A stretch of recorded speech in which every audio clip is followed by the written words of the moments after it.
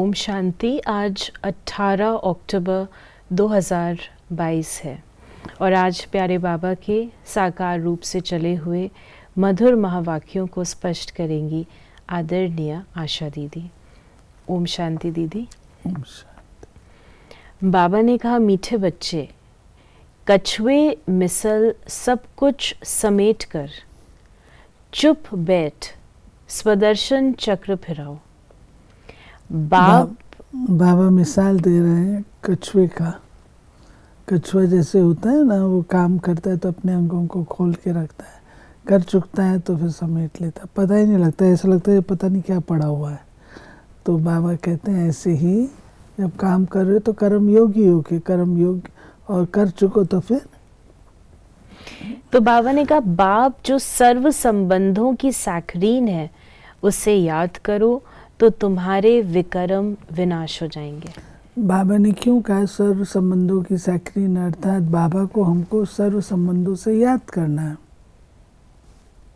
अगर बाप बोले तो टीचर रूप से याद करो, टीचर बोले तो गुरु रूप से याद करो, गुरु बोले तो सखा रूप से याद करो। ऐसे सभी संबंध मीठे हैं।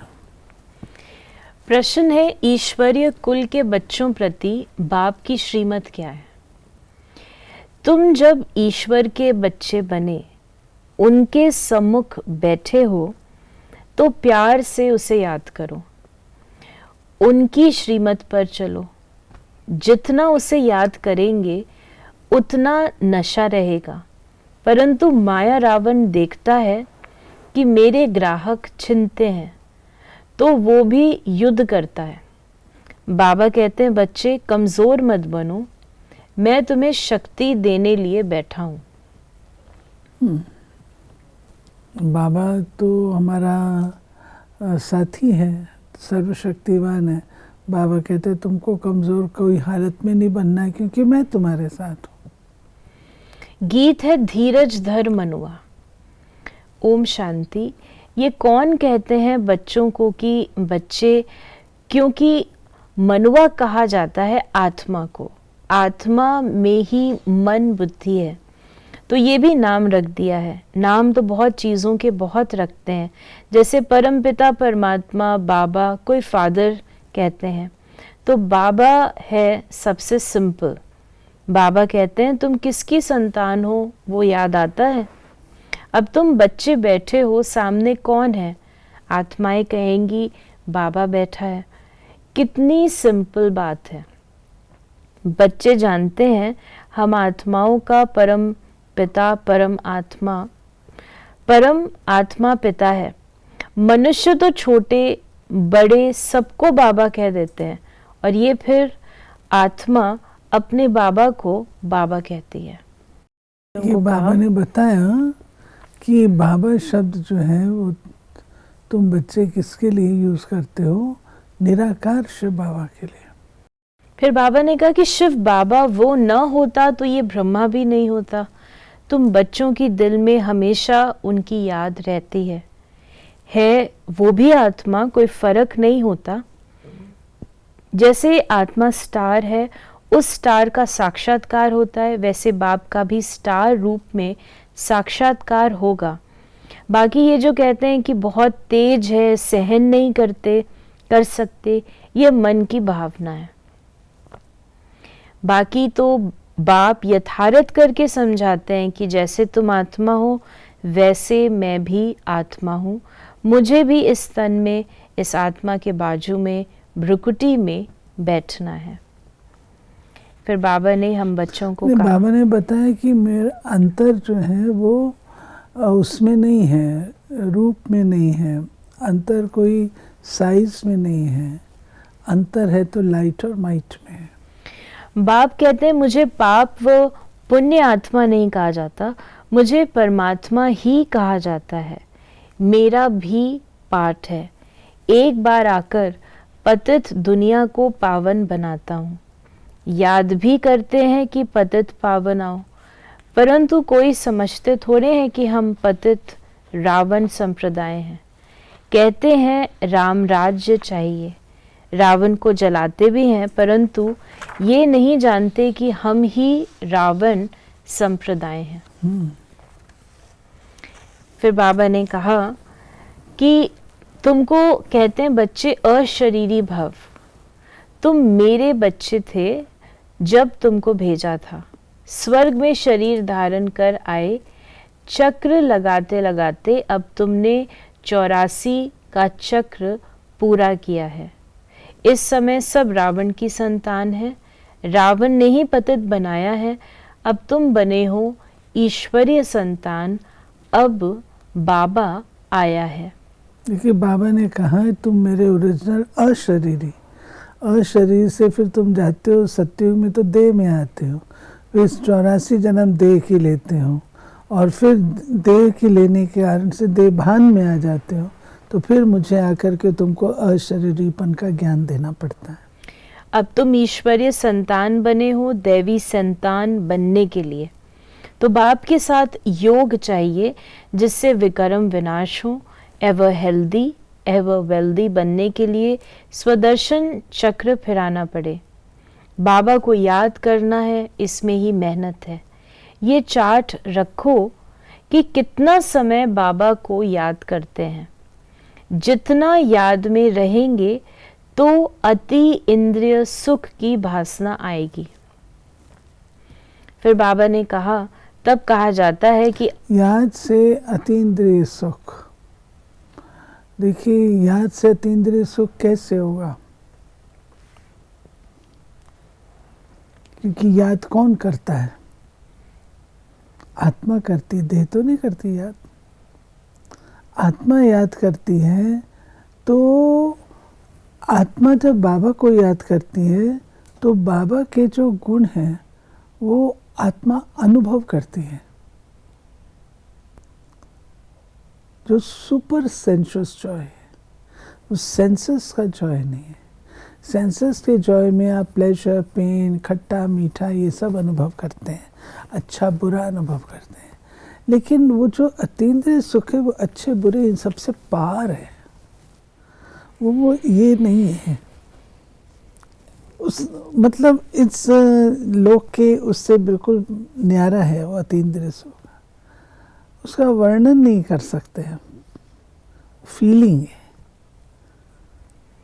वो अनुभव होता है याद से अतीन्द्रिय सुख।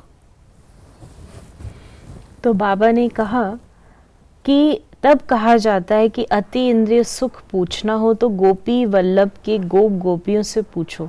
वल्लभ कहा जाता है बाप को। फिर बाबा ने कहा कि अगर जैसे वैसे आत्मा का बाप भी आत्मा ही है परंतु परम धाम में रहने वाला है, अगर वो बीज नीचे चक्र में चला आए तो झाड़ ऊपर चला जाए, जैसे वो झाड़ होता है उनका बीज नीचे झाड़ ऊपर, परंतु ये उल्टा झाड़ है जिसका बीज रूप परमात्मा परम धाम में निवास करते हैं। आत्माएं भी पाठ बजाने ऊपर से नीचे आती हैं, टाल टालियां निकलती जाती हैं। अब बाप कहते हैं तुमको रावण ने काला कर दिया है, अब तुमको गोरा बनना है। फिर बाबा ने हम बच्चों को कहा कि टाल टालियाँ ये सब जो बाबा ने बताया, ये पहले कैसे एक उससे फिर अनेक निकलते हैं, फिर जाकर के पुनः ये उस एक में जाकर के समा जाते हैं, एक बीज हो जाता है, बीज फिर प्रत्यक्ष होता है। अब तुम ईश्वर के कुल के बने हो तो कितना प्यार से उनको याद करना चाहिए। बाबा आप कितने मीठे हो, हमको स्वर्ग में ले चलते हो। हेवनली गॉड फादर को जितना याद करेंगे तो नशा चढ़ेगा। अब किसके सामने बैठे हो? बाप कहते हैं हे लाडले बच्चे, मैं तेरा परम पिता तुम आत्माओं से बात कर रहा हूँ। अब मेरी श्रीमत पर क्यों नहीं चलते? परंतु काम रूपी भूत गिरा देता है। बाप कहते हैं कमजोर क्यों बनते हो? ये युद्ध तो करनी है। माया समझती है मेरे ग्राहक छिनते हैं तो लड़ती है। तुमको बाप शक्ति दे रहा है। फिर बाबा ने कहा, अब बाप कहते हैं मेरी मत पर चलो, देही अभिमानी बनो, इसमें दौड़ी लगाकर मेरे गले का हार बनो। ये बुद्धि की दौड़ी है।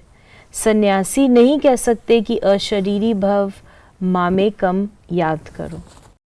फिर बाबा ने कहा कि एक कथा भी है, एक भगत ने कहा मैं लक्ष्मी को वर सकता हूँ। नारद भक्त था ना, तो कहा तुम अपनी शक्ल तो देखो, पहले बंदर से मंदिर तो बनो, तब तो लक्ष्मी को वर सकेंगे।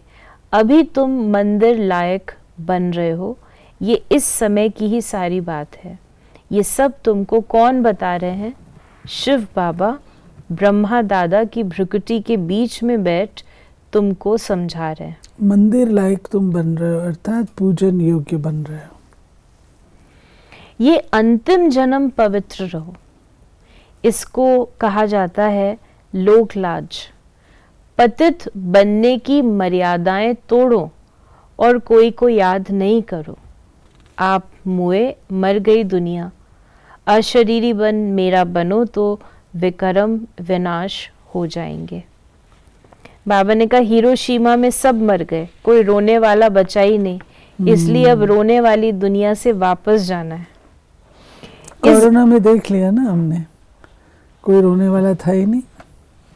बाबा ने कहा इस गंदी दुनिया में तो हर एक के अंग अंग में कीड़े पड़े हैं, उसको याद क्यों करें? स्वर्ग में थोड़े ऐसे शरीर होते हैं, वहां तो अंग अंग में खुशबू होती है, सब बैक्टीरिया वायरसेस। तो बाबा ने कहा कीड़े पड़े हुए हैं।